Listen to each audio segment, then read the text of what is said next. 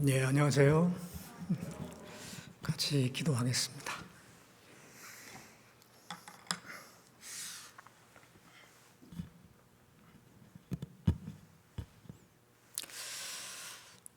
은혜롭고 자비로우신 우리 아버지 하나님, 우리를 죄 가운데서 구원해 주셔서 천국의 소망을 주시고 지금도 우리와 늘 함께 하시고 인도해 주시는 하나님, 그 은혜를 감사를 드립니다.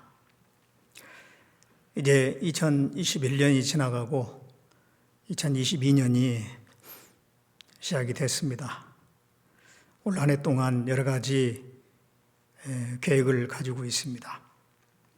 그 모든 계획들이 하나님의 뜻 가운데서 다 이루어질 수 있도록 역사해 주시고 또 형편을 허락해 주시기를 간절히 바라곤 합니다. 우리 형제 자매님들 그 신앙이 더욱더 연단되고 자라는 해가 될 수 있도록 도와주시고 주님의 일에 모두가 참여해서 함께하는 가운데 하나님의 일이 또 그 뜻이 이루어지는 것을 볼 수 있도록 도와주시길 바라곤 합니다. 이제 여러 가지 또 각자 마음속에 각오하고 결심하는 것들이 있을 줄 압니다. 그 모든 결심과 각오가 주님의 그 도우심 가운데 다 이루어질 수 있도록 도와주시길 원합니다. 해외 여러 지역에 많은 교회들이 있습니다. 어려운 여건이지만은 복음을 또 담대히 증거해서 올 한 해 많은 영혼들이 구원받을 수 있도록 역사해 주시길 원합니다. 이 시간 또 우리에게 필요한 말씀 허락해 주시기를 바라고 원하면서 우리를 구원해 주신 예수님의 이름으로 기도드렸습니다. 아멘. 같이 데살로니가전서 4장을 보겠습니다.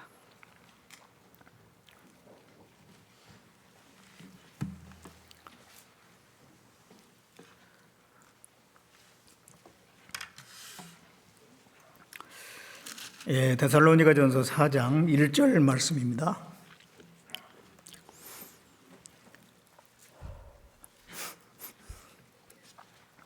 1절 한 절만 보겠습니다. 정말로 형제들아, 우리가 주 예수 안에서 너희에게 구하고 권면하노니 너희가 마땅히 어떻게 행하며 하나님께 기쁘시게 할 것을 우리에게 받았으니 곧 너희 행하는 바라. 더욱 많이 힘쓰라. 동계수련회 이제 성인 동계수련회 마친 지가 3일 정도 지났네요. 이번 동계수련회 그 말씀을 통해서 은혜를 많이 받으셨죠? 또 나름대로 각오도 하고 결심도 많이 했을 거라고 생각이 듭니다. 중요한 것은 이제 그것을 실천하는 것이라고 생각합니다. 그 신앙생활은 생각으로만, 마음으로만 하는 게 아니거든요. 그건 별 의미가 없어요. 하나님은 행하는 것을 보기를 원하십니다. 행하라, 행하라 그런 말씀을 많이 하고 있지 않습니까? 실천하지 않으면 아무런 의미가 없어요. 야고보서 1장 25절에 보면 자유하게 하는 온전한 율법을 들여다보는 자는 듣고 잊어버린 자 아니고 실행하는 자니 그 실행하는 일에 복을 받으리로다 그런 말씀을 하셨잖아요. 그러니까 실천하는 것이 굉장히 중요합니다. 그동안 제가 들었던 특별히 이번에 동계수련회 때 신앙생활에 필요한 중요한 말씀들을 많이 해주셨는데 그 실제적으로 실천을 해야 되겠습니다. 그래서 이 시간에는 그리스도인들이 반드시 실천해야 될 것 몇 가지를 좀 말씀을 드리려고 합니다. 여기 이제 본문에 보면 정말로 형제들아 그랬는데 구원받은 사람들을 형제 자매 그러잖아요. 형제라고 그러죠. 참 귀한 호칭입니다. 사회에서는 뭐 사장님, 또 무슨 박사님, 의원님, 그렇게 호칭해주면 좋아하지 않습니까? 그런데 이 교회 안에서는 뭐 그런 호칭은 별 의미가 없고, 형제님, 자매님, 이 형제님, 자매님이라고 하는 거는요, 같은 하나님의 자녀입니다. 같은 하나님의 권속입니다. 우리는 소망이 같습니다. 같이 천국 갈 사람들입니다. 그런 뜻이거든요. 그러니까 얼마나 귀한 호칭입니까? 이 구원이 좀 불확실한 사람은 형제님하고 이렇게 호칭을 해주지만 속으로는 아직 덜 형제 같은데 그런 마음이 있잖아요. 근데 스스럼 없이 정말 저분은 진짜 형제님이다. 참 형제님이다. 그러면 얼마나 기분이 좋습니까? 형제님, 자매님 이렇게 호칭하면서도. 그렇죠. 그래서 이제 구원받은 사람들은 서로 형제들아, 형제님, 자매님 그렇게 할 수가 있습니다. 그러면서 여기에 이제 주 예수 안에서 너희에게 구하고 권면하노니 너희가 마땅히 어떻게 행하며 하나님께 기쁘시게 할 것을 우리에게 받았으니, 이제 그리스도인으로 어떻게 행해야 될 것, 하나님을 기쁘시게 하는 삶이 무엇인지 사도 바울이 데살로니가 교인들에게 가르쳤다는 거예요. 그것을 너희들이 받았다, 우리에게 받았다는 것은 이 전도인들에 의해서 그런 가르침을 받았다는 겁니다. 자, 우리도 교회 안에서 마땅히 행할 바, 하나님을 기쁘시게 하는 일이 무엇인지 그동안 계속 배웠지 않습니까? 그리고 배운 것들은 대개 한 번으로 끝나지 않고 반복적으로 배웁니다. 배우고 또 배우고 들은 거 또 듣고 계속 그렇게 하지 않습니까? 그동안 이렇게 많은 말씀을 배웠어요. 그러면서 곧 너희 행하는 바라, 그것들을 이제 데살로니가 교인들이 전도인들의 그 가르침을 받아서 또 그것을 실천했다, 그런 얘기죠. 지금 하고 있다 이 말이죠. 그런데 이 바울은 더욱 많이 힘쓰라고 권면을 하고 있어요. 더욱 많이 힘써라. 너희가 그동안 배운 게 있는데 그거 잘 순종하고 행하고 있는데 더 많이 힘써라. 그렇게 이제 권면을 하고 있습니다. 그 아는 것을 실천하는 것, 생활 속에 나타나게 하는 것이 굉장히 중요합니다. 행함으로 나타나야 돼요. 그리고 그것을 더 많이 힘써야 됩니다. 어느 교회에 새로 이제 목사님이 부임을 했는데 그 목사님이 취임 설교를 했어요. 첫 설교를 했습니다. 그리고 일주일 지나가지고 또 이제 설교를 하는데 지난번에 했던 걸 똑같이 하는 거예요. 그러니까 이제 그 성도들이 좀 이상하네. 그 목사님이 중요한 말씀이니까 한 번 더 강조하는 거야. 그러고 지나갔습니다. 근데 그 다음 주에 또 똑같은 설교를 하는 겁니다. 그리고 그 다음 주에 또 똑같은 설교를 하니까 이제는 성도들이 목사님, 우리는 언제 새로운 설교를 듣습니까? 그러니까 그 목사님이 그랬다고 합니다. 이 말씀이 여러분들 생활 속에 나타나면 그 다음에 다른 설교로 이제 바꾸겠습니다. 그랬다고 하는데요. 우리는 듣기는 많이 듣는데 그걸 이렇게 행하는 것을 잘 못하는 경우가 있어요.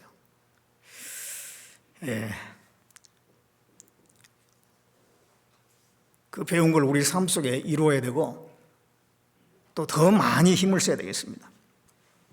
그래서 이 시간에는 그리스도인들이 반드시 실천할 것들 몇 가지를 말씀을 드리려고 합니다. 그것만 잘 실천하면 신앙생활을 아주 잘하게 됩니다. 신앙생활 아주 잘하는 신앙생활이 돼요. 뭐 특별한 게 있는가 또 생각할 수가 있는데 특별한 게 아니고 이미 우리가 들었던 건데요. 진리는 아주 평범하고 보편적이고 단순한 겁니다. 진리, 그럼 뭐 특별한 것만 생각하는데 그게 아니에요. 진리는 오히려 평범하고 보편적이고 단순한 거예요. 예. 오늘 이제 말씀드릴 그것만 여러분들이 잘 그리고 이미 들었던 것입니다. 동계 수련회 때 말씀 들었는데 지금 3일 지났어요. 작심 3일이란 말이 있잖아요. 3일 정도 지나면 벌써 좀 마음에서 흐리해지거든요. 흐리해져요. 그렇기 때문에 다시 한번 우리가 행해야 될 바를 좀 생각을 해보도록 하겠습니다.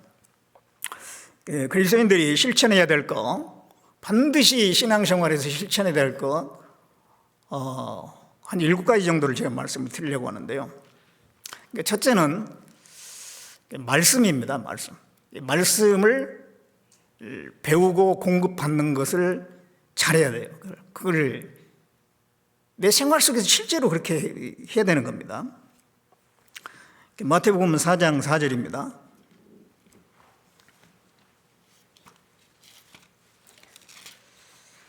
마태복음 4장 4절.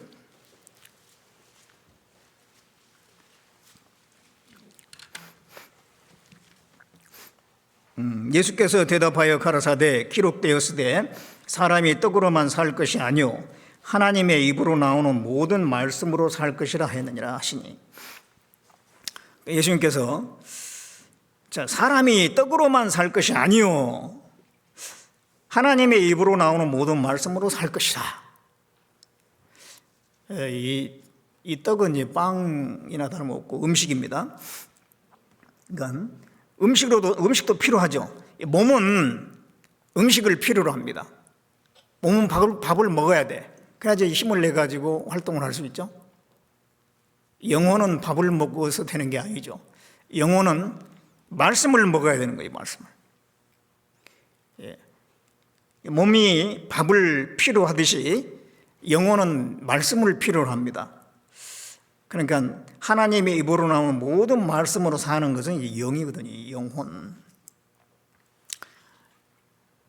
이 말씀이 에너지입니다. 말씀이 능력이죠. 우리 그리스도인들에게 있어서. 요한복음 6장 63절에 내가 너에게 이르는 말이 영이요 생명이라 그랬어요. 생명이라는 거예요. 생명. 그러니까 말씀이 내 안에 없으면 생명력이 없게 되겠죠. 그러니까 활력이 없어요. 힘이 없어요.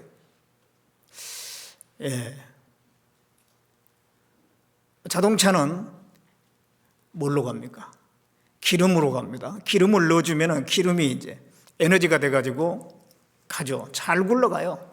기름이 없으면 꼼짝 안 합니다. 꼼짝 안 해요. 그래서 때가 되면 주유소에 가가지고 기름을 넣어줘야 돼. 마찬가지로 우리 그리스도인들은 말씀을 계속 공급을 해줘야 되거든요. 공급을 받아야 돼요. 그래야지 힘이 나가지고 신앙생활을 이렇게 하는 겁니다. 믿음이 성장한 사람은 말씀을 사모해요. 그 말씀의 맛을 알아. 말씀의 맛을, 모든 그리스도인들은 말씀의 맛을 알죠. 구원받은 사람은 이 말씀의 그 맛을 알거든요. 그러니까 말씀을 찾잖아요. 이제 구원받지 않은 사람은 말씀의 맛을 몰라요. 특히 이제 신앙이 성장한 사람, 믿음이 자란 사람은 말씀을 더 사모합니다. 그 말씀을 즐거워하죠. 예레미야 그 선지자도 그런 표현을 했잖아요. 예레미야 그 15장 16절에 보면 내가 주의 말씀을 얻어 먹었사오니 주의 말씀은 내 마음의 즐거움이 됩니다. 그랬어요. 주의 말씀을 얻어 먹었대요. 그 말씀에 되게 즐거움이 된다라고. 그 예레미야도 모세의 오경을 보기도 하고 그렇게 봤던 것 같아요. 그러면서 그런 말씀을 이렇게 읽으면서 이게 참 골수와 기름진 것을 먹은 같이 다 마음에 채워지는 것을 느꼈는가 봐요. 또 시편 기자는 말하기를 시편 119편 103절에 보면 주의 말씀이 맛이 내게 어찌 그리 단지요 내 입에 꿀보다 더하니이다. 이 말씀의 맛이 얼마나 단지 그 꿀보다 더하다고 그런 표현을 하고 있잖아요.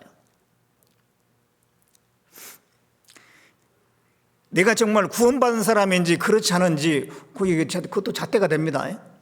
말씀의 맛을 느낄 수 있으면 그게 구원받은 사람일 거예요. 근데 구원받지 않은 사람은 말씀의 맛을 전혀 못 느껴요. 다들 그 말씀 좋다고 하는데, 말씀 듣고 나서 좋다고, 너무 좋다고 막 힘이 난다고 하는데 나는 도무지 그런 걸 못 느끼겠고, 그 안에 생명이 없어서 그렇습니다. 죽은 사람은 먹지를 못하잖아요. 살아있는 사람은 먹거든요. 그 말씀을 먹을 수 있다라고 하는 것은 그 사람의 생명이 살아있는 거예요. 구원을 받아서 그런 겁니다. 내 입에 꿀보다 더한 이다 그랬는데, 이 세상에 달콤한 것들 많이 있죠. 뭐 산의 진미의 그 음식을 먹을 때 기분이 좋잖아요. 또 어디 뭐 재밌는 걸 볼 때, 뭐 좋은 영상을 본다든가, 아니면 또 어디 좋은 경치를 구경 간다든가, 그러면 뭔가 그 달콤함이 있잖아요. 그런데 그런 것들은 하나같이 지나고 나면은 허전해. 그 뷔페 식당에 가가지고 잔뜩 먹었는데 먹을 때는 그냥 뭐 다 한번 먹어봐야지 해가지고 이거 다 먹어보고, 나중에 이제 식당을 나올 때는 어때요? 적당히 먹을 걸 많이 먹어가지고 아이고 이런 멍텅구리 그러면서 그러잖아요. 먹고 나서 후회해요. 뭐 여행 갔다가 오면은 다 아이고 그래도 집이 제일 편하다. 좋은 영상도 볼 때는 그러지만 보고 나면 허전한 거예요. 그래서 그 세상 것은 달콤한 것 같은데 지나놓고 보면은 다 이게 헛된 거예요. 근데 이 말씀은 내 마음에 탁 와닿으면 그게 잔잔한 그 즐거움이 계속 되잖아요. 그러니까 그 어떤 것도 이 말씀의 맛에 비하면 아무것도 아닌 거예요.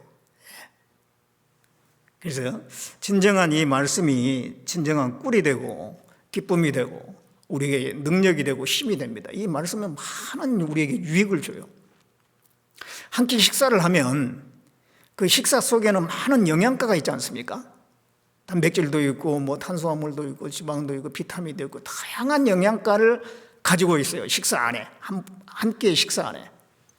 그런 것처럼 이 말씀 속에 많은 유익된 것들이 있는 겁니다. 시편 19편을 보겠습니다.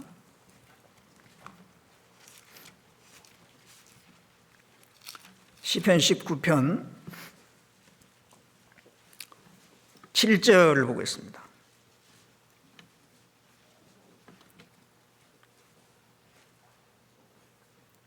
7절에 여호와의 율법은 완전하여 영혼을 소송케 하고 여호와의 증거는 확실하여 우둔한 자로 지혜롭게 하며 여호와의 교훈은 정직하여 마음을 기쁘게 하고 여호와의 계명은 순결하여 눈을 밝게 하도다. 여호와를 경외하는 도는 정결하여 영혼까지 이루고 여호와의 규례는 확실하여 다 의로우니 금 곧 많은 정금보다 더 사모할 것이며 꿀과 성의꿀보다 더 달도다. 또 주의 종이 이로 경계를 받고 이를 지킴으로 상이 크니이다. 이게 하나님 말씀을 여러 가지로 이제 표현하고 있는데 여호와의 율법, 증거, 교훈, 계명, 규례 여러 가지로 이제 용어를 조금씩 단어를 바꿨는데 결국 말씀입니다. 이 말씀은 이러이러한 효력이 있다는 겁니다. 여호와의 율법은 완전한 영혼을 소성케 한다. 영혼을 구원받게 한다는 겁니다. 뿐만 아니라 침체했던 사람도 말씀을 공급받음으로 다시 회복이 되는 거예요. 마음이 소생이 되는 거예요. 정말 주님을 위해서 살아야 되겠다. 그 말씀을 충분히 공급받기 전에는 나는 안 돼, 나는 안 돼. 왜 이렇게 안 되나? 이제 이게 마음이 낙심이 돼가지고 신앙생활 하려고 하는데도 나는 뭐 이런 저런 것 때문에 안 돼. 부정적이었는데 그 말씀을 딱 듣고 난 뒤에 충분한 말씀을 듣고 나면 이 마음이 딱 일어나요. 그냥 내가 한번 열심히 살아봐야겠다. 내가 이러고 있을 때가 아니네. 그런 생각이 딱 든다니까요. 마음을 소성케 합니다. 영혼을 소성케 하고 우둔한 자로 지혜롭게 하며, 우둔하는 자로 지혜롭게 하는 거예요. 사람이 양처럼 우둔하죠. 양은 우둔하다 그러잖아요. 그러니까 목자가 인도하지 않으면 뭐 갈 바를 알지 못해. 이 양이 금방 길을 잃어버리고, 우리 그리스도인들이 그렇습니다. 금방 길을 잃어버려요. 아예 구원받은 사람이, 천국 갈 사람이 금방 길을 잃으면 어떻게 하냐면 이 세상 것에 마음이 쏙 뺏기고 마치 천국 안 갈 사람처럼 살고 있는 거예요. 또 그게 우둔한 거죠. 신령한 것에 대해서 지식이 사라져. 의미 없는 것, 육신적인 것, 일시적인 것, 그런 것에 마음이 탁 뺏겨버려요. 그게 이제 우둔한 거거든요. 근데 이 말씀을 딱 대하다 보면은요, 정신을 차리는 거예요. 지혜롭게 되는 겁니다. 무엇이 중요한지 덜 중요한지, 우선순위가 뭐가 중요한지 이게 딱 드러나는 거예요. 그래가지고 이제 올바로 사는 거예요. 그리고 마음을 기쁘게 한다 그랬어요. 여호와의 교훈은 정직하여 마음을 기쁘게 하고, 이 말씀을 이렇게 듣고 읽고 하다 보면 마음이 기뻐지잖아요. 또 여호와의 계명은 순결하여 눈을 밝게 하고, 이 말씀을 쭉 가까이 하다 보면 마음이 깨끗해지고, 마음이 청결한 자는 복이 있나니 하나님을 볼 것이며 그랬잖아요. 이 마음이 깨끗해지면서 하나님과 친밀해지고, 신령한 것에 대해서 눈이 열리고, 그 영원한 것에 대해서도 눈이 열리고, 하나님에 대해서 더 눈이 밝아지고, 그렇게 됩니다. 이 말씀이 다 그렇게 만드는 거예요, 우리를요. 그래서 이 말씀 우리는 사모해야 돼요. 그래서 여호와의 규례는 확실하게 다 의로우니 금 곧 많은 정금보다 더 사모할 것이며, 금덩이보다도 이 말씀을 더 사모하라 그 말이죠. 그래서 꿀과 송이꿀보다 더 달도다. 또 주의 종이 이로 경계를 받고 이를 지킴으로 상이 크니이다. 이 말씀을 잘 순종해서 살게 되면 상이 커요. 이 말씀은 우리의 갈 길을 정확하게 보여줍니다. 시편 119편 105절에 보면 주의 말씀은 내 발의 등이요 내 길의 빛이니이다. 이 말씀을 많이 알고 있으면요, 선택에 있어서 뭐 고민할 것도 없어요. 굳이 뭐 상담할 것도 없어요. 그 말씀 속에 다 답이 있거든요. 다 답이 있어요.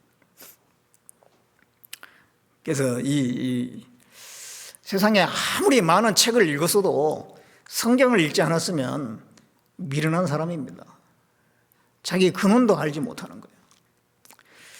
그러나 이 성경은 다른 건 몰라도 성경 우리가 많이 알게 되면 지혜롭게 됩니다. 진짜 중요한 것에 대해서 눈이 열리게 되는 거예요.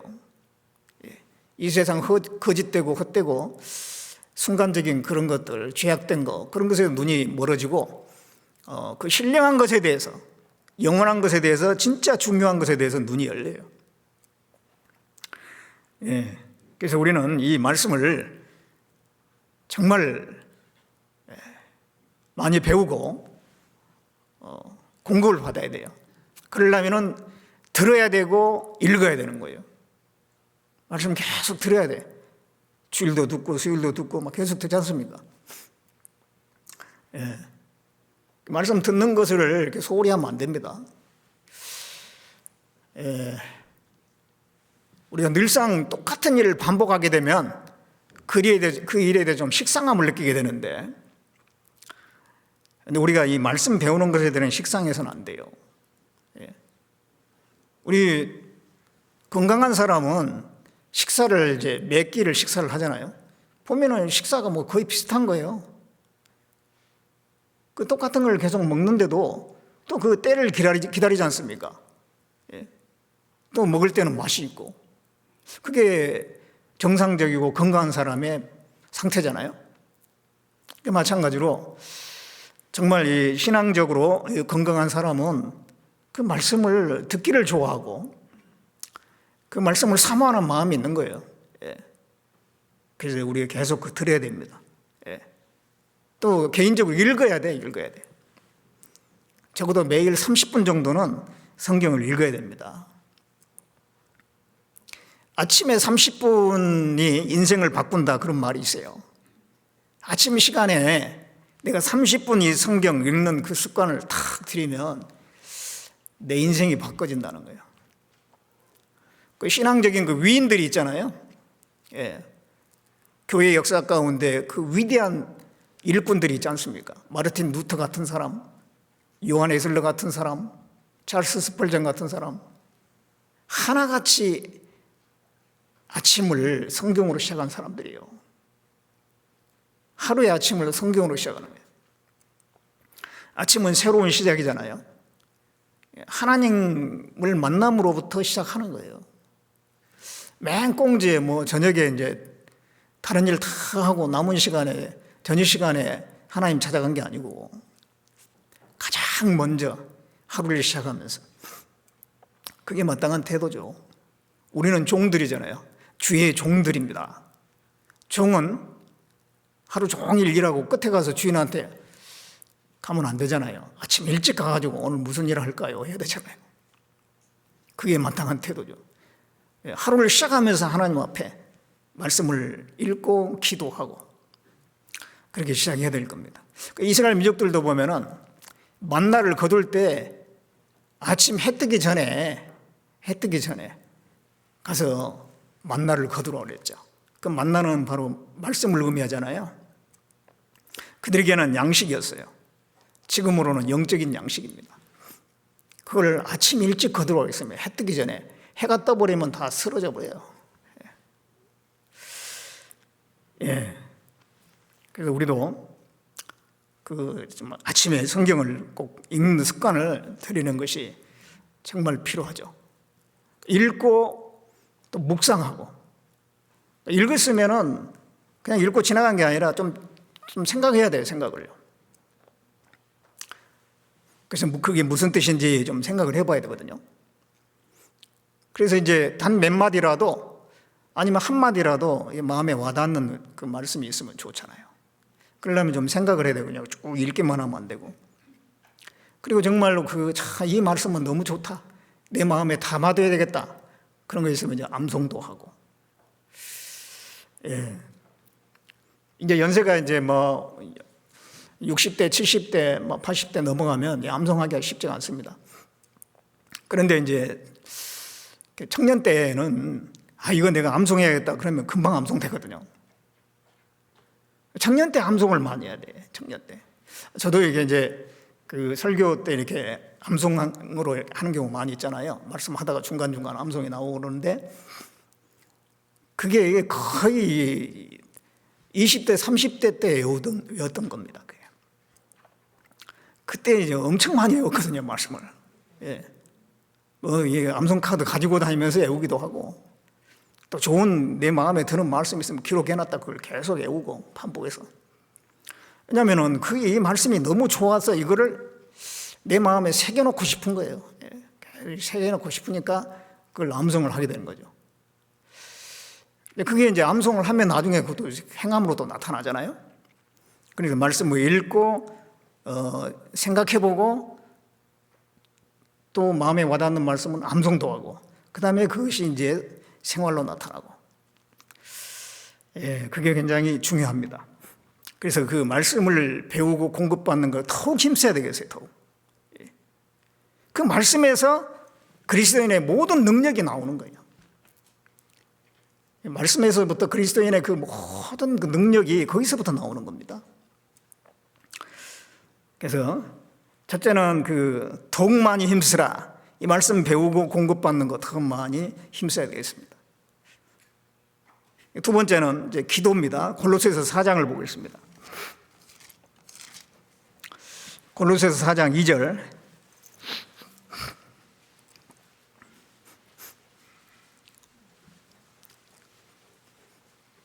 (4장 2절에) 같이 읽겠습니다. 기도를 항상 힘쓰고 기도에 감사함으로 깨어 있으라. 자, 이 기도를 항상 힘쓰라. 기도는 그리스도인의 호흡이라고 합니다. 이 호흡은 잠시라도 쉬면 안 되잖아요. 계속 호흡을 해야 되지 않습니까? 그래서 성경에 기도를 항상 힘쓰라 또는 쉬지 말고 기도하라 이런 표현이 있는 거예요. 쉬지 말고 말씀 읽어라 그런 표현은 없거든요. 예, 주야로 묵상하라 그런 말씀이 있지만은 여기 기도에 대해서 말한 것처럼 데살로니가전서 5장 17절에 쉬지 말고 기도하라 그랬잖아요. 그런 표현은 말씀에 대해서는 없죠. 그만큼 이 기도는 호흡과 같이 계속 연결돼야 된다라고 하는 것이죠. 쉬지 않고 기도한다, 항상 기도한다. 이거는 뭐예요? 하나님과 계속 연결되어 있는 걸 얘기합니다. 예. 하나님과 계속 연결되어 있는 거예요. 우리가 기도 그러면은 막 무릎을 꿇고 간절하게 구하고 그것만 기도라고 생각할 수 있는데 그게 아닙니다. 예. 첫째는 내가 감사하고 또 하나님께 내 사정을 아뢰고 이런 것도 기도입니다. 기도에 대해서 디모데전서에 보면 기도와 간구와 도구와 감사도 기도입니다. 감사도 하나님께 내 자신을 감사하는 거예요. 하나님 감사합니다. 은혜를 생각하면 감사하는 마음이 들고 순간순간에 감사가 올라올 때 그 감사를 또 얘기하고 그것도 기도입니다. 또 내 사정을 아뢰는 거예요. 하나님께 내가 지금 이런 상황이 있고 쭉 이제 대화하듯이 수시로 그럼 이제 하나님과 친밀해지는 거예요. 기도를 통해서 하나님과 친밀해지는 겁니다. 신명기 4장 7절에 보면 기도할 때마다 하나님이 우리를 가까이 하신다는 표현이 있어요. 시편 145편 18절에는 하나님께서는 자기에게 간구하는 자, 진실하게 간구하는 자에게 가까이 하시는도다. 기도하는 사람에게 하나님이 가까이 하셔요. 그러니까 기도할 때 깨어있는 거예요. 그래서 방금 읽은 말씀에 기도를 항상 힘쓰고 기도에 감사함으로 깨어있으라 그랬잖아요. 기도하고 깨어있는 건 연결되어 있는 거예요.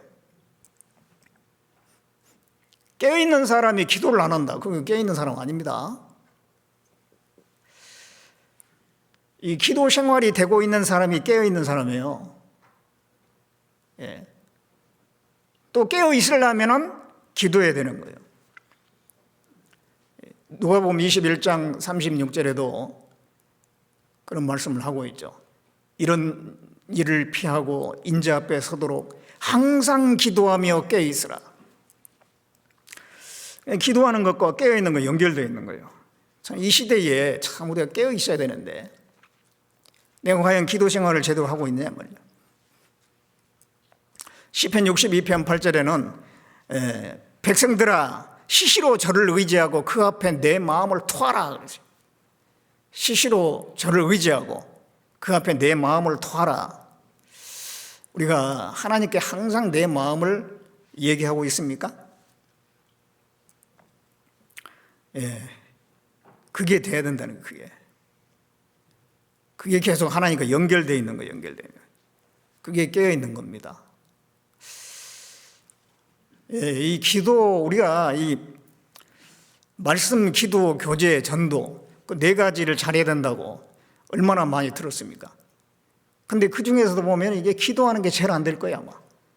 말씀 1시간도 듣고 2시간도 듣고 또 교제하면 한 번 했다 하면 2시간 보통 하고 전도도 나름대로 하는데 기도는 이게 잘 안 되는 경우가 있죠. 참 쉬운 게 아니에요 그게. 근데 이게 참 그거를 좀 해야 되겠네요. 그거를. 출애굽기 30장에 보면은 향단에 대해서 나와요. 향단. 그 성막 안에 보면은 그 향을 피울 수 있는 조그만 단이 있어요. 가로세로 1m 되는, 1m 좀 안 되는, 그리고 또 높이도 한 1m 조금 넘은데, 그게 이제 분향단이 있는데, 그게 이제 향을 계속 피우는 거예요, 이렇게. 근데 그 향을 끊이지 말고 피우라, 그렇게 말씀하고 있어요. 그 향은 뭘 의미하냐면 성도들의 기도다. 또 예수님의 중보 기도를 설명하는데, 그러니까 이 성도들의 기도가 끊어져서는 안 된다는 거예요. 그래서 이 기도가 끊겨 있다 그러면은 이게 이제 잠을 자고 있는 거예요. 기도가 너무 형식적이고 정말 하나님께 내 마음을 아뢰는 그런 기도가 아니라면은 이게 좀 신앙이 좀 잠을 자고 있는 거예요. 그래서 우리가 좀 기도 시간을 더 좀 내야 됩니다. TV 보는 시간, 휴대폰 하는 시간, 그것도 뭐 전혀 하지 말라는 얘기가 아니에요. 그럼 그걸 조금 줄이면은 기도 시간을 더 늘릴 수 있거든요. 한번 생각해 보세요. TV 보는 시간과 휴대폰 하는 시간을 절반으로 줄인다면 기도하는 시간 엄청 많을 거예요. 절반만 줄인다 그래도 기도할 수 있는 시간이 엄청 많아요. 그래서 이 기도를 이렇게 수시로 이제 그 하나님께 내 마음을 얘기할 수 있는 그 기도 있잖아요. 그 기도가 계속돼야 됩니다. 기도가. 뭐 여러 가지 형식을 요구하는 게 아니에요. 하나님과의 교제입니다. 하나님께 내 마음을 털어놓는 거예요. 하나님과의 소통입니다. 얼마나 중요합니까? 그런 기도를 우리는 꼭 해야 되고, 거기다 플러스 해가지고 간절히 구하는 것도 해야 돼. 간절히 구하는 것, 가족을 위해서, 내 자신을 위해서, 가족을 위해서, 교회를 위해서, 세계 선교를 위해서, 또 기도 부탁 받은 거 있으면 그거 놓고 기도하고, 기도 수첩을 마련해가지고 거기다 내가 기도할 것들을 쭉 써가지고 하나씩 순서적으로 기도해도 됩니다. 어떤 그런 식으로 뭔가의 그 목적을 놓고 기도하는 거, 그것도 필요하거든요. 그것을 통해서 하나님이 역사를 하시거든요. 요한복음 15장을 보겠습니다.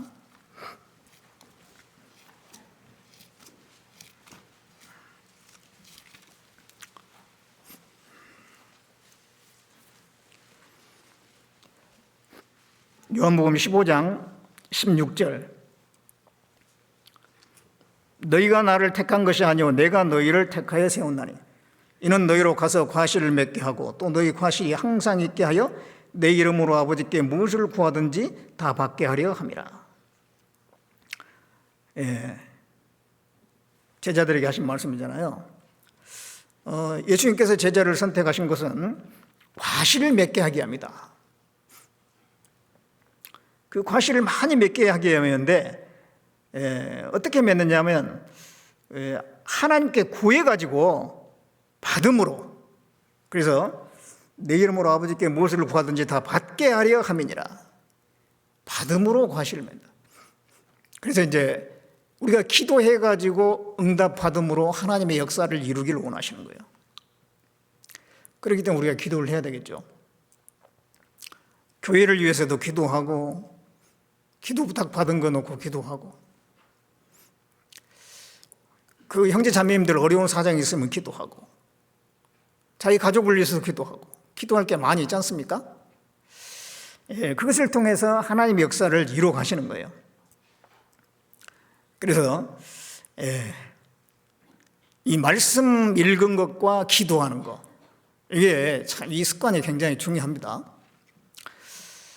그것이 나를 지켜요. 우리 이제 그 2022년 슬로건이 자신을 지키고 교회를 지키고 지키며 전도하자. 자신을 지키고 할 때 어떻게 지키느냐? 그 말씀과 기도가 나를 지켜주는 거죠. 그런 습관에 의해서 내 신앙생활이 지켜지는 겁니다.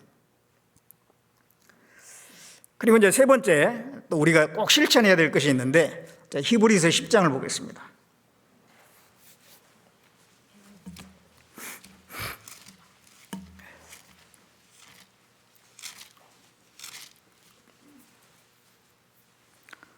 히브리서 10장 24절 25절입니다.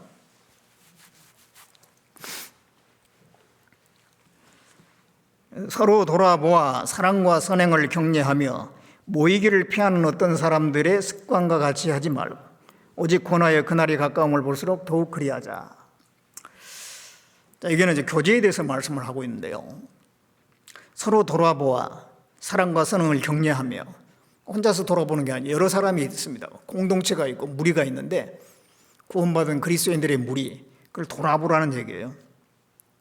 그리고 이제 사랑과 선행을 격려하고, 서로 만나야지 격려를 하죠. 그래서 이제 함께 이렇게 해야지 안 넘어지고 잘 신앙생활 할 수가 있는 거죠. 그 얼음판 같은 데를 갈 때 혼자 가면 막 넘어지기 쉽잖아요. 여러 명이 어깨동무하면 안 넘어져요. 절대 안 넘어지죠. 함께 하고 있으니까요, 힘의 균형이 있어가지고 한 사람 넘어지려면 한 사람 딱 붙잡고 있잖아요. 그게 이제 교제입니다. 교제예요. 그래서 모이기를 피하는 어떤 사람의 습관과 같이 하지 말라. 모이기를 피하는, 모이지 않는, 나는 교회 안 다닌다, 꼭 내가 다녀야 되나, 구원 받았으면 됐지, 나름대로 자기 논리를 펴는 사람이 있을 수 있죠. 그러지 말라는 얘기입니다. 그날이 가까움을 볼수록 더욱 모이라. 그날이라는 건 천국 갈 날, 주님 오실 날이 가까울수록 더 모여야 된다는 거예요. 왜 이런 말씀을 하겠어요? 주님 오실 날이 가까울수록 세상은 개인주의화 될 것을 하나님이 다 하시고 말씀하신 것 같아요. 지금은 개인주의. 옛날에는 공동체에 그런 문화가 많이 있잖아요. 뭐 직장에도 회식도 많고, 뭐 이렇게 단합대회도 많고, 뭐 그랬는데요. 요즘에 코로나 때문에 그런 것도 없어지고 있다고 그래요. 그러니까 노는 것도 혼자 놀고, 술도 혼자 마시고, 음식도 혼자 먹고, 이런 경우가 많다는 겁니다. 그러니까 점점점 개인주의가 돼가지고 누가 간섭하고 터치하는 걸 아주 싫어해. 그러다 보니까 교회에도 이제 그런 문제가 생길 수가 있으니까, 그러면 이제 교회가 완전히 다 흩어지는 거잖아요. 그러니까 그날이 가까움을 볼수록 더욱 모여야 된다. 우리가 끝까지 우리 신앙을 지켜야 되는데 방법이 뭐냐? 이 모이는 겁니다. 모이는 거예요. 우리가 왜 이 모여야 되느냐? 왜 교제를 해야 되느냐? 모임으로부터 하나님의 일이 시작되는 거예요. 그렇죠? 모이지 않으면 하나님 일이 안 돼버려요. 모임으로부터 시작해가지고 하나님의 일이 이루어져 가는 겁니다. 에베소서 3장을 찾아보겠습니다. 에베소서 3장 20절에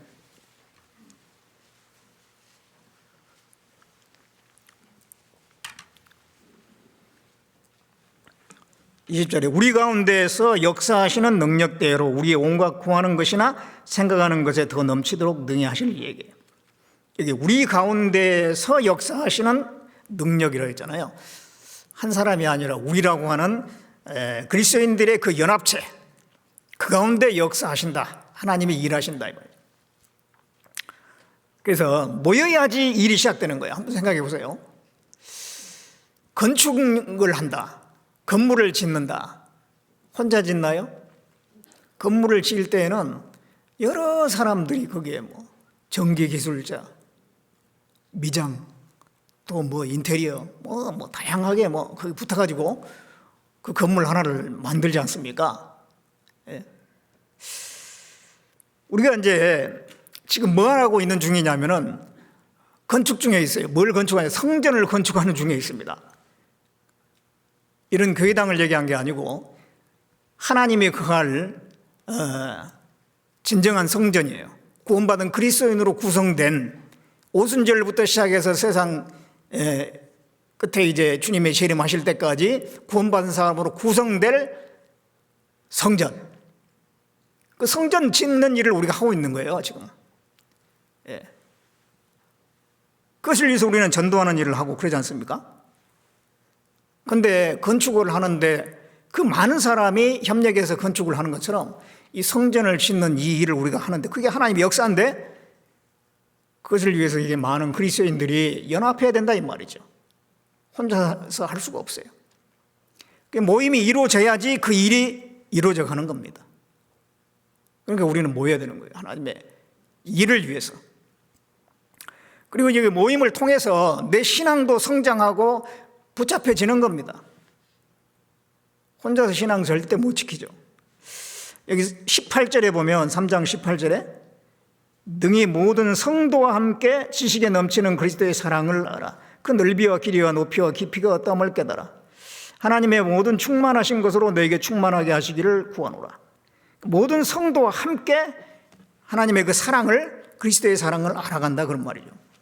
혼자서 알아가는 게 아니고 성도와 함께 알아가는 거기 때문에 그 성도 안에 내가 들어가 있어야지 그 사랑도 알 수가 있고 사랑을 더 아는 것이 성장입니다.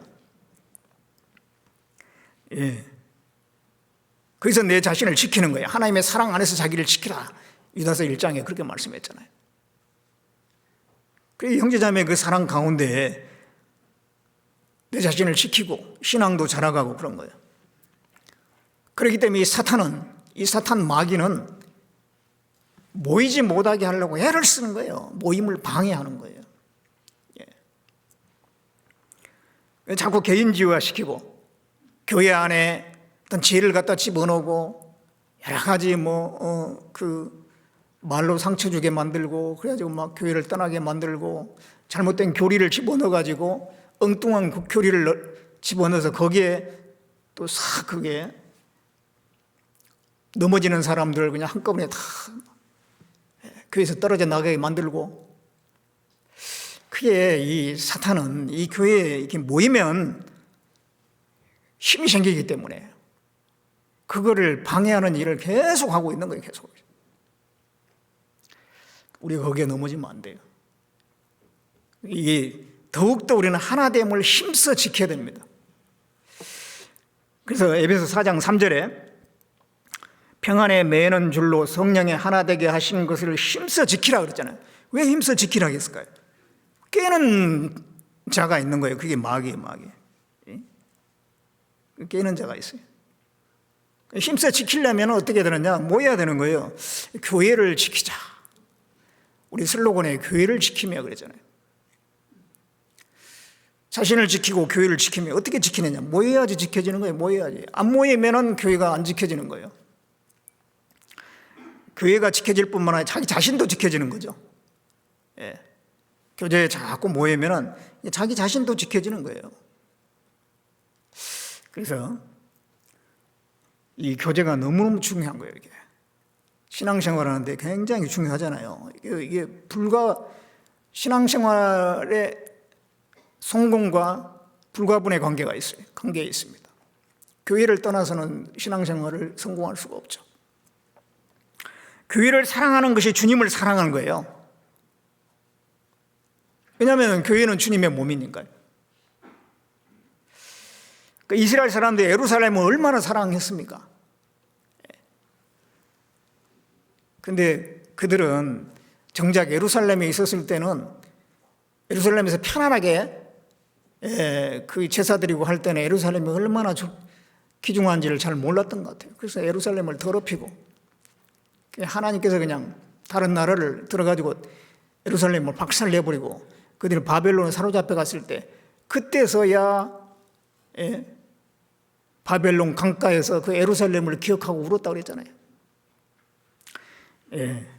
우리가 이 교회 생활 하는데 교회의 고마움을 모을 수가 있는데 그러면 안 되죠.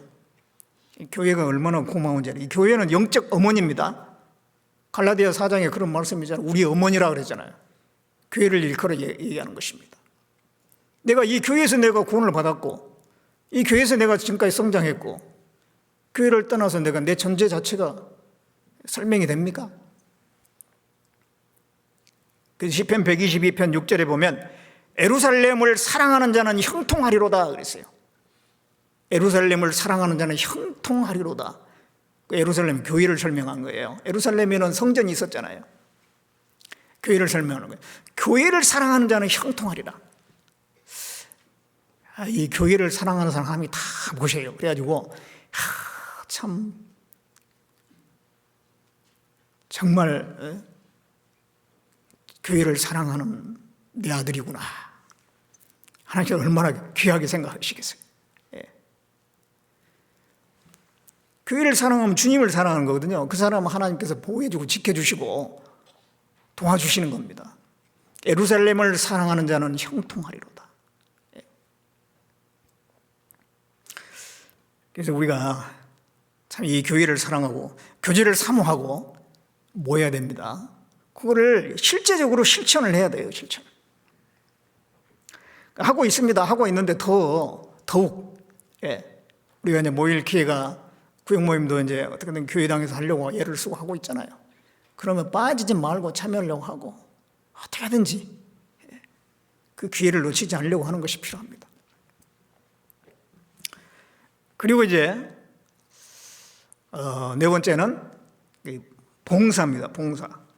우리가 반드시 실천해야 될 거. 봉사. 베드로전서 4장.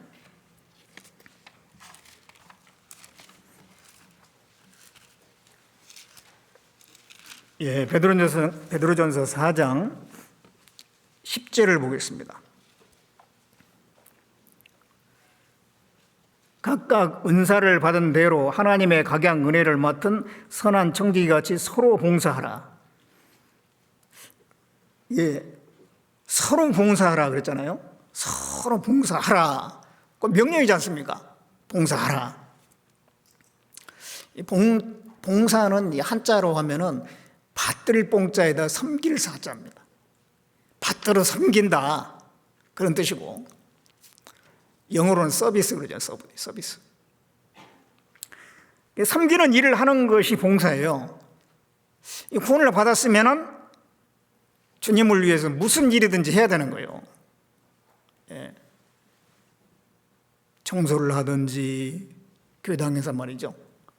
또 뭐 식사당번을 하시든지 아니면 차가 있으면 수송해 주는 일을 하든지 구역에 그 어떤 봉사를 하든지 아니면 부서에 봉사를 하든지 어디에 소속돼서 뭔가 이 봉사를 해야 돼. 봉사를. 그 봉사는 계속돼야 되는 겁니다. 계속. 그 레위기 6장에 보면은요, 그 제단이 있는데 성막에 가장 먼저 문을 열고 들어가면 제단이 먼저 나오고, 그다음에 물두멍 나오고, 그다음에 성소, 지성소가 나오지 않습니까? 제단이죠, 제단. 제단에 그 불이 꺼지지 않게 하라고 그랬어요. 그 제단에 이제 딱 만들어 놓고 거기에 제물을 올려놨을 때요, 하나님으로부터 불이 와가지고 그게 불이 탁 붙었거든요. 참 맨 처음에. 그래도 그거 꺼지지 않게 하라고. 그 불이 꺼지면 안 돼요. 그래서 그 이스라엘 사람들은요, 그 제단 불이 안 꺼지게 했다고 합니다. 계속 안 꺼지게. 그 제단 불이 꺼지지 않게 하라. 그 제단에서는 계속 제사 드리는 일이 있는 거예요. 그 제사장들은 계속 거기서 일을 하는 거예요. 매일 상번제를 드리고, 또 이제 그 백성들이 또 제물을 가지고 오면 또 거기서 다 바치고, 계속 그 일을 하는 겁니다. 제단 불이 꺼지지 않게 하라.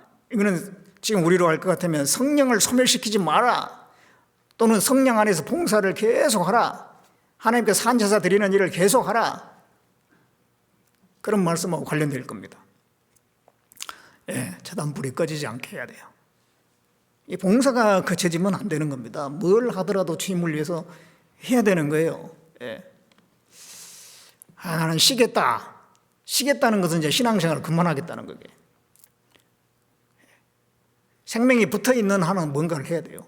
나중에 나이 들어가지고 이제 나이가 막 80이 넘고 막 그러면은 건강이 허락이 안 돼가지고 못하는 경우는 기도라도 하고, 또 이 교회당에 와서 자리라도 지키고, 뭔가 그래도 할 일이 있잖아요. 해야 돼. 우리가 받은 은혜가 있잖아요. 어떤 분들은 이제 봉사 같은 걸 아예 안 하고 나는 여기까지만, 그런 분이 있어요. 썬데이 크리스찬이라고 그러죠. 주일만 왔다 갔다 하고. 근데 그게 옳은 마음은 아니죠. 우리가 받은 은혜가 다 있잖아요.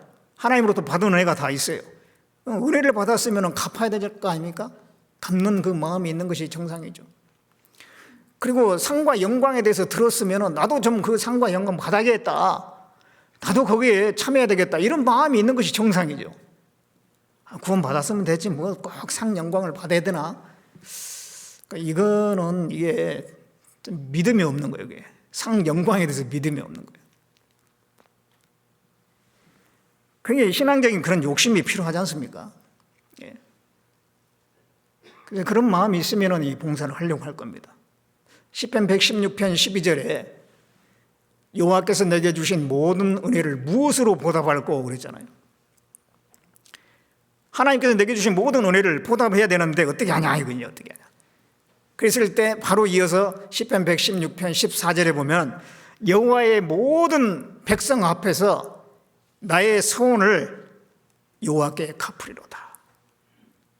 여호와의 모든 백성 앞에서, 이 교회잖아요, 교회. 그 교회 안에서 내가 하나님께 소원을 갚는다는 것은 교회 안에서 형제자매를 섬기는 거예요. 하나님을 어떻게 섬겨요? 하나님 보이지도 않는데. 형제자매 섬기는 것이 하나님 섬기는 거예요. 그래서 그 하나님이 갚는 것을 형제자매를 통해서 갚는다니까요. 그 섬김으로써, 받들어 섬김으로써. 그래서 우리는 이 봉사를 계속 해야 돼요. 봉사하는 것을 힘들어하면 안 됩니다. 뭐 힘들죠. 정말 힘들어요. 뭐 작은 봉사 하나도 교회에서 하는 게 쉬운 게 없어요. 그렇지만은 그렇다 해서 이거 뭐 그만해야 되겠다 그러면 안 되고 주님 소관에 맡기고 끝까지 나는 해야 된다 그런 생각을 가져야 될 겁니다. 귀하게 여겨야 돼. 귀하게. 하나님께서 우리에게 기회를 주시는 거잖아요. 주님을 위해서 살 수 있는 기회를 주신 거예요. 그리고 이제 또 우리가 실천해야 될 것이 있는데 헌금 생활입니다. 헌금 생활. 고린도후서 9장을 보겠습니다. 고린도후서 9장 7절을 보겠습니다. 9장 5절부터 7절까지.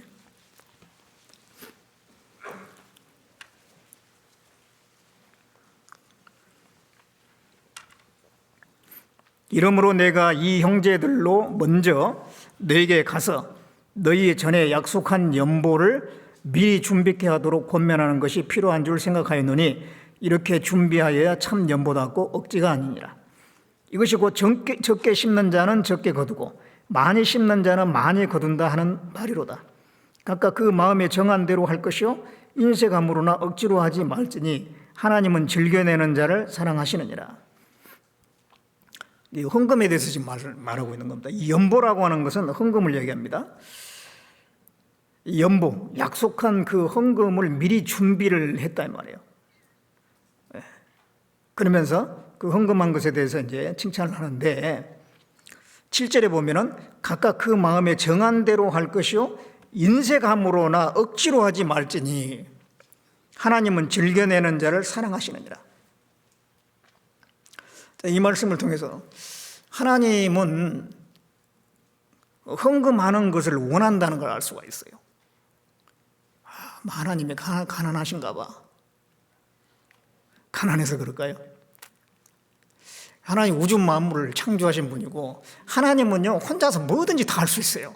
우리 인간의 도움이 필요 없는 분이에요 사실은요. 그런데 헌금을 이렇게 하라고 하실까? 그거는 하나님의 일에 우리를 끼워주는 거예요. 끼워주는 거예요. 하나님의 일에. 자, 예수님께서 그 오병이어를 가지고 그 많은 사람을 먹였잖아요. 오병이어 없으면 아무것도 못 할까요? 돌이 떡덩이가 되게 할 수 있는 분입니다. 예수님은. 그런데 그 오병이어를 가진 그 소년이 그 바쳤잖아요. 물고기 2마리, 떡 5개, 빵 5개입니다. 그거 뭐 자기가 먹어야 될 건데 그걸 먹지 않고 예수님께 바쳤더니 그거 가지고 그렇게 크게 역사를 하신 거잖아요. 그 하나님의 일에 참여한 거예요, 그 아이는. 그래서 하나님이 그 아무 일도 할 수 없어서 그거 없으면 못 할 것 같아서 달라고 하는 분이 아니라 이 말이에요. 하나님의 역사에 참여할 기회를 주시는 거예요, 주시는 거예요. 그래서 하나님은 기쁨으로 감사함으로 내는 사람, 즐겨내는 사람을 사랑하신다, 기뻐하신다 그런 말씀이죠. 우리가 하나님께 헌금을 할 때 막 억지로 하면 안 되고요. 이거 드릴 수 있다는 게 얼마나 감사합니까? 우리가 하나님께 희생하고 드림으로 그걸 통해서 교회가 세워지고 그것을 통해서 복음이 전해지거든요. 이스라엘 민족들이 성막을 세우지 않습니까? 그 성막은 값어치가 따져로 보면요, 어마어마한 액수가 나옵니다. 가치가 나옵니다. 왜냐하면 그 안에 막 금으로 막 많은 그런 금이 많이 들어가고 은도 많이 들어가고 보석도 많이 들어가세요. 성막을 짓는데. 그래서 이제 그 많은 금은 보석을 어디서 이제 구하느냐? 백성들이 다 가져왔잖아요. 애굽 사람들이 이제 출애굽할 때에 그들이 막 무서워가지고 막 벌벌 떠는데, 야, 너희들 금은 모아줘. 그러니까 다 주고 빨리 나가라고. 그때 다 가지고 온 거 자기들이 번 거 아니에요, 그거. 어떻게 보면 자기들이 번 거긴 하죠. 400년 동안 거기서 노동을 했으니까. 하나님이 공수로 가지 않고 결국은 애굽의 사람들의 금은보화를 다 가져가게끔 했어요. 그래도 그거 이제 가지고 나온 거잖아요. 그래가지고 이제 성막을 짓는데 모세와 아론이 너희들 가진 걸 가져와라. 그러니까는 다 막 가져온 거예요, 그럼. 계속 가져온 겁니다. 그래서 이제 그만 가져와라. 너무 많아가지고 뭐 처치곤란해 이제. 그만 가져라 할 때까지 계속 가져왔죠. 그거 가지고 성막을 지었지 않습니까? 성막이 세워졌어요. 지금도 마찬가지입니다. 교회가 세워지는데 형제자매님들이 헌금 안 하면 어떻게 교회가 세워지겠습니까? 이 복음이 전해지는데 헌금이 안 된다면 어떻게 복음이 전해지겠어요? 빌립보 교회가 바울이 복음을 전할 때 물질적으로 많이 도움을 줬잖아요. 그걸 성경에 기록하고 있습니다.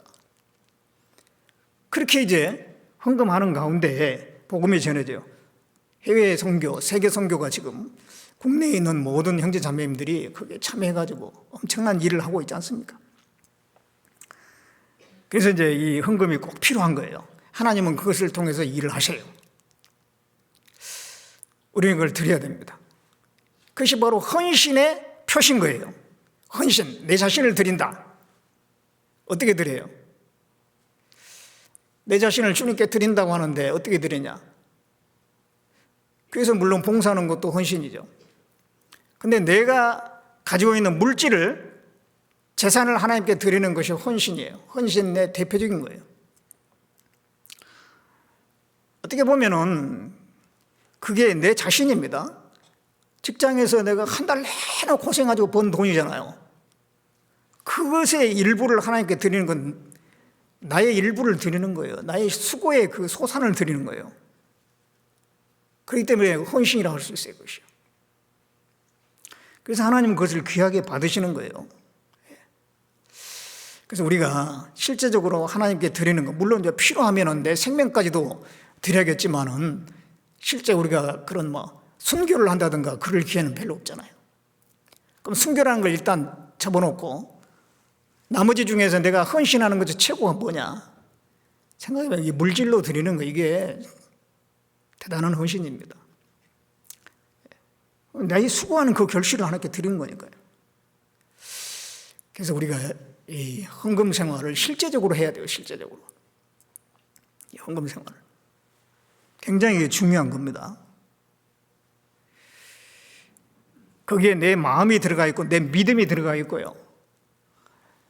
하나님께 내 자신을 맡기는 것도 들어가 있고 그 모든 것이 거기에 탁 들어가 있는 거예요.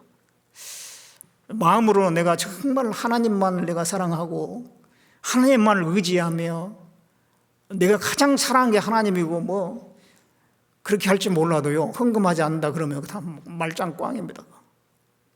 그건 그 이론일 뿐인 거예요. 하나님은 실제를 원하는 거예요. 실천을 원하는 겁니다. 실천을. 그래서 이제 우리가 헌금을 하는데요, 지난번에도 헌금 설교를 좀 했는데요, 11조 헌금이라는 거 있는데 그거에 대해서 좀 말씀 많이 드렸죠. 그거는 이제 국내 선교를 위해서 필요합니다. 교회 운영을 하고 또 이제 우리가 전도하는데 많이 쓰이죠. 그런데 이제 세계에 또 많은 우리 교회들이 있지 않습니까? 그래서 이게 세계 선교에 또 이제 우리가 지원을 많이 해야 되는데, 그게 바로 세계 선교 후원 헌금이라는 거예요. 그게 있습니다. 그게 좀 작년 그 헌금 이렇게 회계에 발표하신 거 보니까 다른 종류의 헌금은 다 이렇게 많이들 해 주셔가지고 이렇게 넘쳤어요. 근데 마이너스가 딱 한 가지가 있는데, 세계 선교 후원 헌금이더만요. 그게 마이너스예요. 우리가 보내는 것보다도 헌금해 준 게 더 적었다는 얘기입니다. 그래서 좀 그 부분을 좀 세계 선교 후원금 좀 더 조금씩만 더 해주시면 좋을 것 같아요. 내가 이 해외 선교에 참여한다는 마음으로 하는 겁니다. 해외 선교의 마음. 이 전도하는 거, 내가 직접 영혼을 인도하는 것도 전도고, 또 다른 데 구원받는데 거기에 물질로 돕는 것도 전도입니다. 그것도 진짜 내가 전도에 참여하고자 하는 마음이 있으면은 아껴가면서 그게 할 겁니다. 아마. 해외에 정말 한 번도 보지도 못한 그런 사람들을 위해서 내가 그 사람들의 구원을 위해서 내가 물질을 사용한다는 것은 그 사랑이 깊은 사랑이에요. 큰 사랑입니다. 큰 사랑. 가까이 있는 사람 사랑하는 것은 쉬워요. 멀리 있는 사람을 사랑한다는 건요, 그 사랑이 굉장히 깊이가 있는 겁니다. 그 사랑의 범위가 넓은 거고요. 그래서 정말 그 해외에 전도하는데 정말 참하기를 원한다면 여러분들 좀 더 참여를 하시면 좋을 것 같습니다. 그 다음에 또 우리가 실천해야 될 거, 전도입니다. 누가복음 8장을 보겠습니다. 누가복음 8장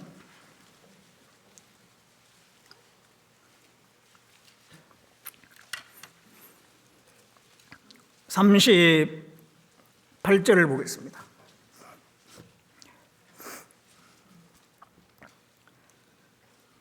38절에 귀신 나간 사람이 함께 있기를 구하였으나 예수께서 저를 보내시며 가라사대 집으로 돌아가 하나님이 내게 어떻게 큰 일 행한 것을 일일이 구하라 하시니 저가 가서 예수께서 자기에게 어떻게 큰 일을 하신 것을 온 성내에 전파하니라.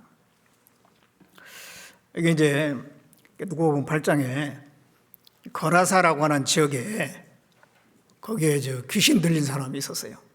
2,000 귀신이 들린 사람이요. 2,000마리의 귀신이 들렸어요. 그러니까 막 자기를 통제를 못하고 그냥 그 무덤 사이에서 발광을 하는 겁니다. 그러니까 막 쇠사슬을 막 묶는데도 쇠사슬도 그냥 끊어버려요. 고래고래 소리를 지르고.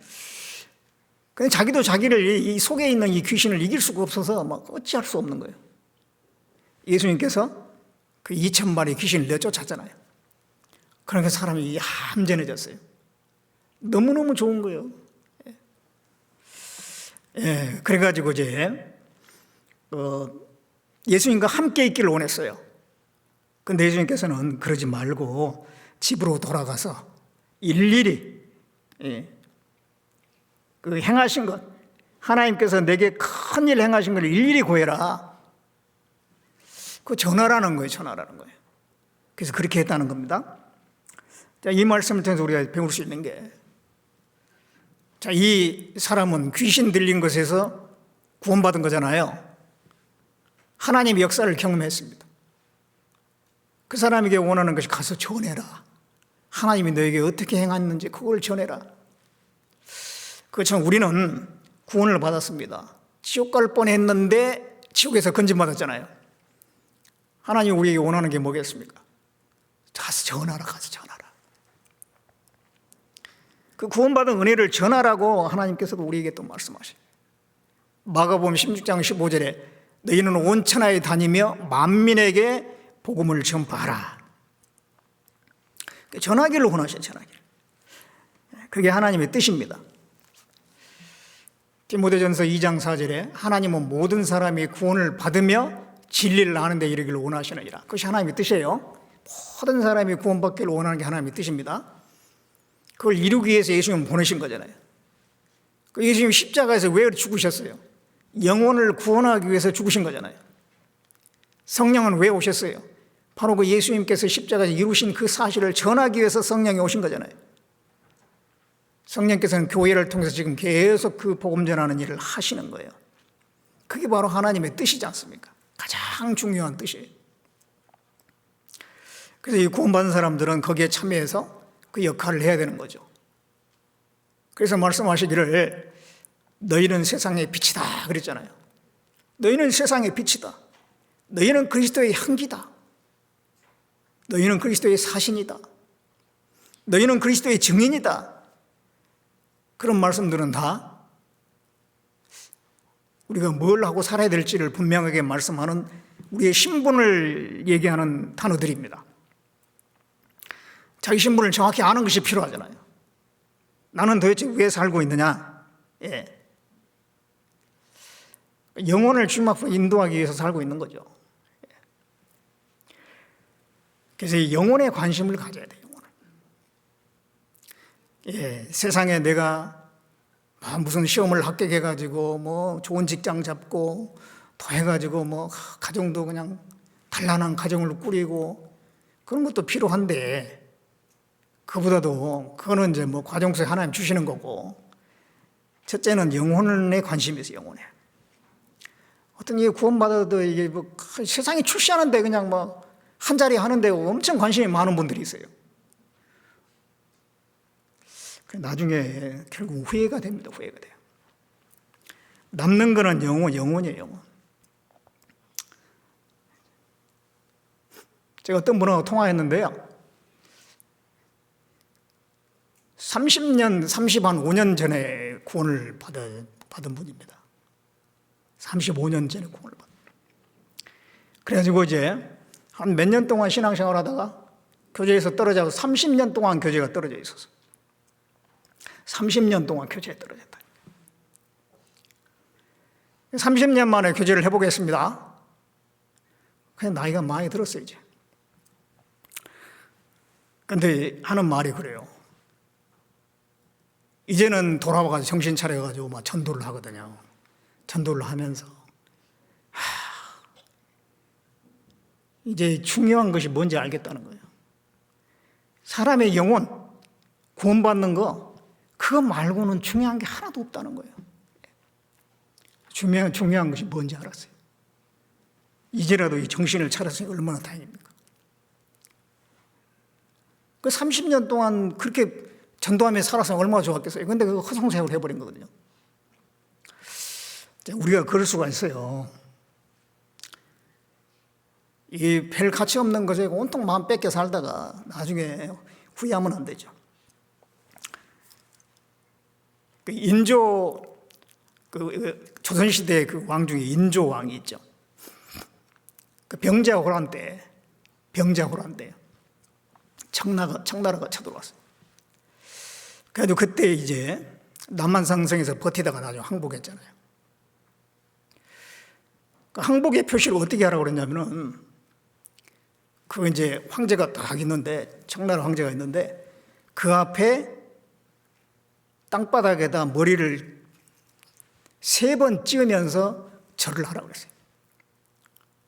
막 찍고 더 찍으라고. 그렇게 해서 찍고 또 일어나가지고 또 가가지고 또 그렇게 찍고 3번을 그렇게 한 3번을. 그런 구욕을 당했어요. 그리고 이제 그 두 아들이 있는데 소현세자하고 복림대군 그 두 아들을 볼모 잡아갔어요. 그리고 여러 백성들을 또 포로로 잡아갔어요. 그래서 이제 몇 년 지난 뒤에 다시 이제 돌아오게 됐어요. 소현세자하고 복림대군이 돌아오게 됐어요. 그때 청나라 황제가 너희들 고생했으니까 내가 좋은 걸 줄 텐데 원하는 게 뭐냐?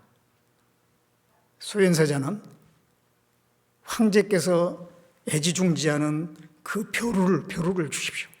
벼루를 달라고 했어요. 복림대군은 저와 함께 끌려온 백성들을 주십시오. 그랬어요. 그래가지고 그 원한 걸 줬어요.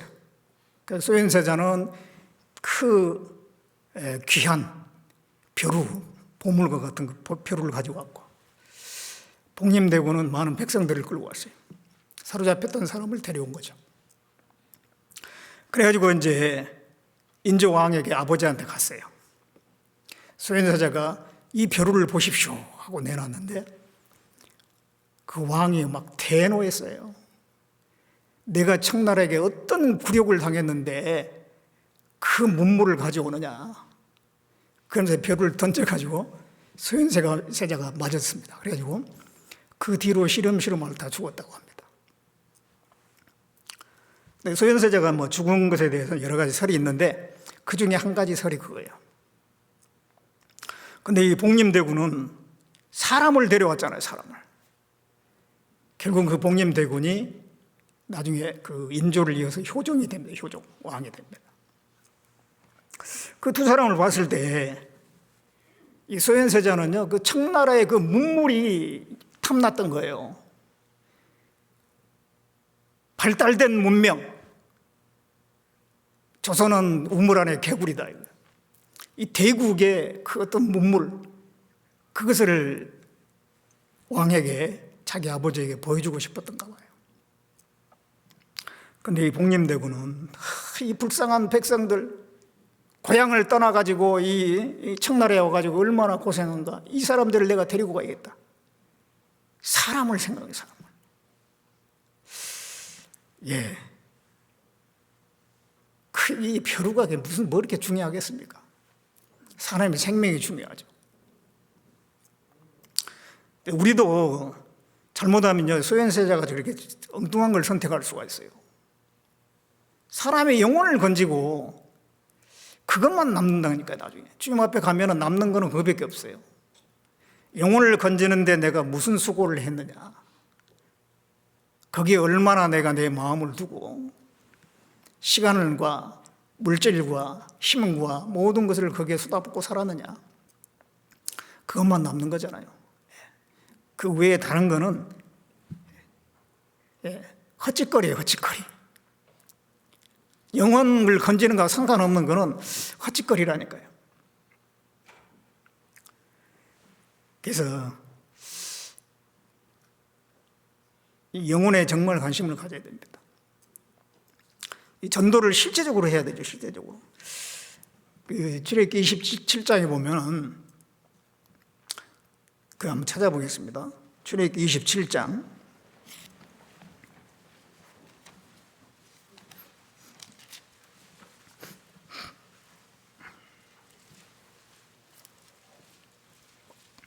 (27장) 20절. 너는 또 이스라엘 자손에게 명하여 감나무로 찌어낸 순결한 기름을 등불을 위하여 내게로 가져오게 하고 끊이지 말고 등불을 켜되. 여기는 끊이지 말고 등불을 켜라 그랬는데요. 이제 성소 안에 들어가 보면 그 등대가 있어요, 등대. 등대 꼭대기에는 7 등잔이 있고 거기에 이제 그게 등불, 이제 감람유로 해가지고 등불이 이제 켜져 있거든요. 그것을 끊이지 말고 계속 켜라. 그 등대는 뭘 의미합니까? 빛 대신 예수님을 설명하거든요. 또 성령의 증거를 설명합니다. 그 등대 바로 앞에 맞은편에는 떡상이 있어요, 떡상. 거기에 이제 12개의 떡이 있는데 생명의 떡 대신 예수님입니다. 등대 앞을 비추게 하라라고 성경에 나오거든요. 등대 앞은 바로 떡상입니다. 뭘 설명하면 생명의 떡 대신 예수님을 증거하는 걸 얘기해요. 등대의 역할은 그거예요. 그는 곧 전도를 설명합니다. 전도. 우리가 생명 대신 예수님을 전하는 거잖아요. 그런데 이 등대에 그 등불을 켜되 끄리지 말고 켜라 그랬어요. 끊이지 말고 계속 켜라. 그러니까 이 성막이 서 있는 동안에는 또 나중에 성전으로 바뀌었는데 계속 이 등불을 켰겠죠.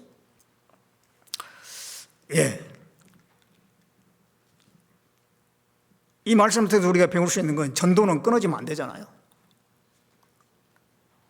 교회가 이 땅에 있는 동안에는 복음은 계속 전해져야 되잖아요. 아직 구원받을 사람이 남아있다는 뜻이지 않습니까? 예수님이 아직 공중에 재림하지 않았다라고 하는 것은 아직 구원받을 영혼이 있다는 거잖아요. 그러니까 교회가 있는 동안에는 주님이 아직 공중 재림하지 않을 때까지는, 하시기 전까지는 계속 우리가 전도를 해야 되는 거죠. 그것이 끊어지면 안 된다는 것입니다. 아무리 어떤 장애가 있고 세상이 바뀌어도 전도는 돼야 되는 거죠. 세상이 바뀌는 경우가 있습니다. 중국 같은 경우 보면은 나중에 공산화가 됐지 않습니까? 그 왕정 시대에서 공산화로 이제 바뀌었죠. 그래서 이제 그 공산화되기 이전에는 허드슨 텔러 같은 사람이 들어가가지고 복음을 많이 전했어요. 그래서 이게 중국에 많이 복음이 전해졌습니다. 그래가지고 이제 세상이 바뀌었어요. 공산당으로 그냥 완전히 바뀌어버렸습니다. 그렇다고 해서 복음이 끝났나요? 그게 아니에요. 세상은 바뀌었는데 계속 복음은 전해졌어요. 지금도 복음의 줄기가 있지 않습니까? 중국에. 북한은 어떻습니까? 북한이 공산화되기 이전에 평양에 얼마나 복음이 활발하게 전해졌습니까? 그렇게 하다가 북한이 공산화됐어요. 그래서 어마어마하게 막 기독교인들을 탄압했잖아요. 걸렸다 하면은 총살이든지 아니면 저기 아오지 탄광이나 그런 데 보내든지 그런데 지금도 그 북한에 복음이 있다라고 그러잖아요. 그러니까 세상이 바뀐다고 해가지고 복음이 그쳐진 게 아니라니까요. 지금 우리가 코로나에서 전염병이 팬데믹 시대가 됐는데 그런다고 해서 복음이 그쳐지는 것이 아니라는 것입니다. 등불은 계속 켜져 있어요. 등불을 끊이지 마라. 등불을 켜는 것을 끊이지 마라. 아무리 세상이 바뀌어도 복음은 계속 전해지는 거고, 교회가 있는 동안에는 또 어떤 장소가 달라져도 복음은 전해져야 돼요. 가정에서도 전해야 되고, 직장에서도 전해야 되고, 또 이웃에게도 전해야 되고. 하여튼 구원 안 받은 사람 만나면 어떻게 말을 좀 꺼내볼까 이런 생각이 항상 올라와야 되잖아요. 그래서 우리가 입을 열어야 돼요. 입을 열어야 돼요. 입을 열지 않으면 무슨 어떻게 전도가 되겠습니까? 우리의 모든 삶, 모든 행위는 그 전도에 초점이 맞춰져 있어야 됩니다. 학생들이 열심히 공부하는 이유가 뭐예요? 출세하려고 하는 게 아니라 사람의 영혼을 건지는 데 좀 더 쓰임 받을까? 거기에 목적이 있어야 되고, 직장 생활하는 것도 마찬가지고, 가정 생활이나 모든 교회 봉사하는 것이나 교제하는 거나 그런 게 결국은 결론적으로 이게 전도를 위해서 있는 겁니다. 사도 바울은 그랬어요. 내가 복음을 위해서 이 모든 일을 하는 것은 복음에 참여하고자 함이라. 복음을 위해서 모든 것을 한다. 복음에 참여하기 위해서 그런다. 우리도 이 복음에 참여하려고 하는 간절한 마음, 그런 마음이 정말 필요하지 않습니까? 건강할 때, 할 수 있을 때 그때 해야 돼요. 그 시간 다 지나가고 나중에 진짜 하려고 해도 할 수 없을 때가 오면은 시간이 있어도 안 됩니다. 그때는. 자, 그래서 우리가 반드시 실천해야 될 것, 전도.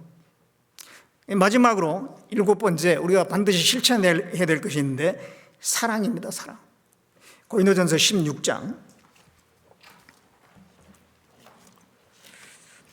고린도전서 16장 16장 14절.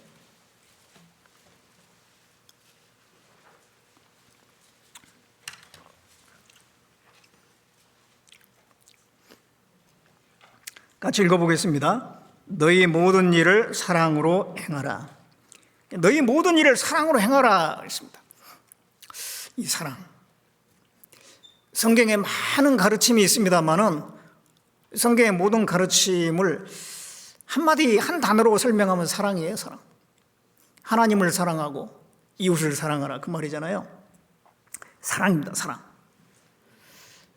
그러니까 우리는 사랑을 실제적으로 실천하려고 그래야 돼요. 사랑.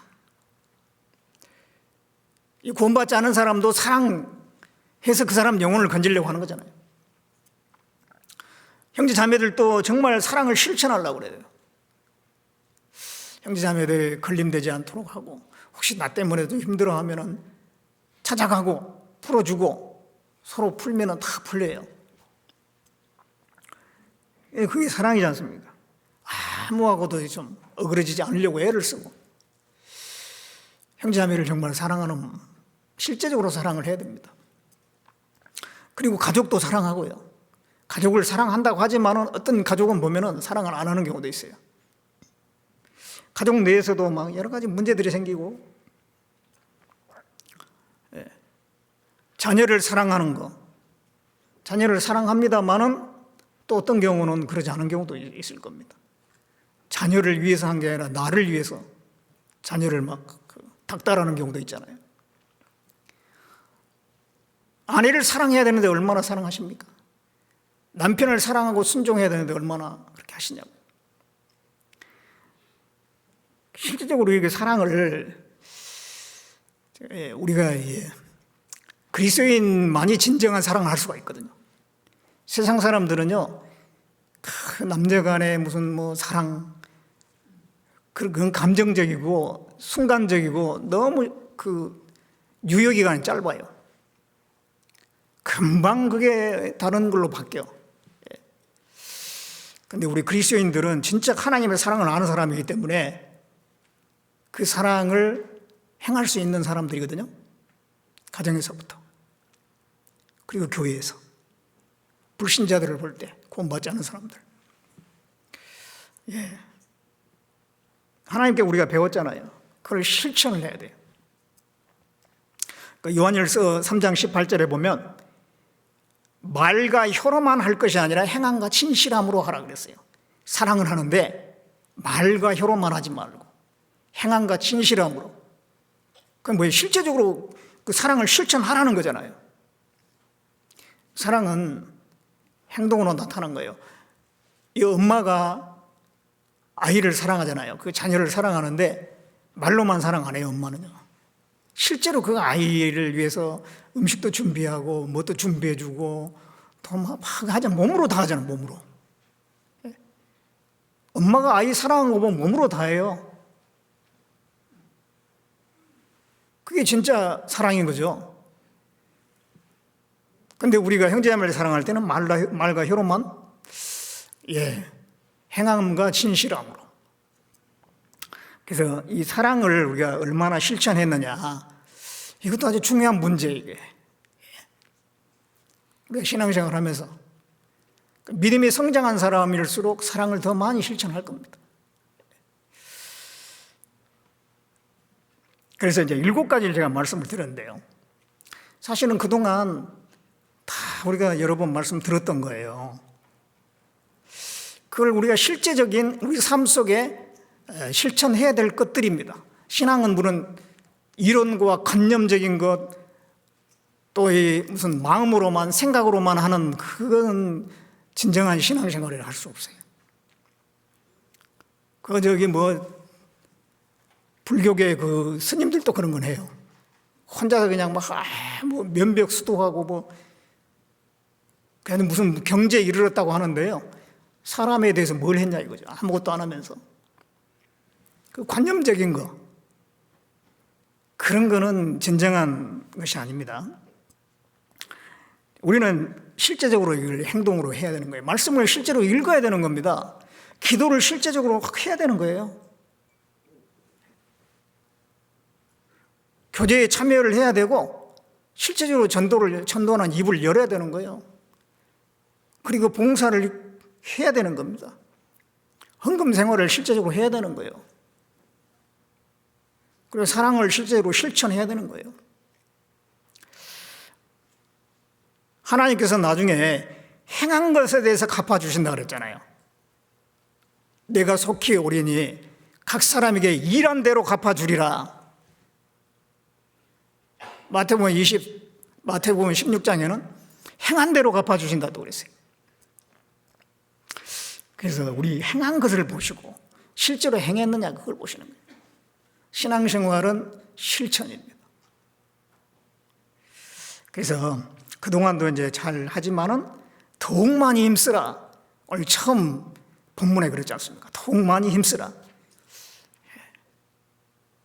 올 한 해도 더욱 많이 좀 이미 우리가 하고 있는 것을 더 많이 힘써서 한 해를 잘 보내야겠습니다. 지금 제가 말씀드린 게 7가지인데 여러분이 7가지 생각해 보면요, 그 중에 내가 하고 있는 게 있을 거예요. 잘 하고 있는 거 있는가 하면은 어떤 거는 진짜 잘 안 되는 것도 있을 거예요.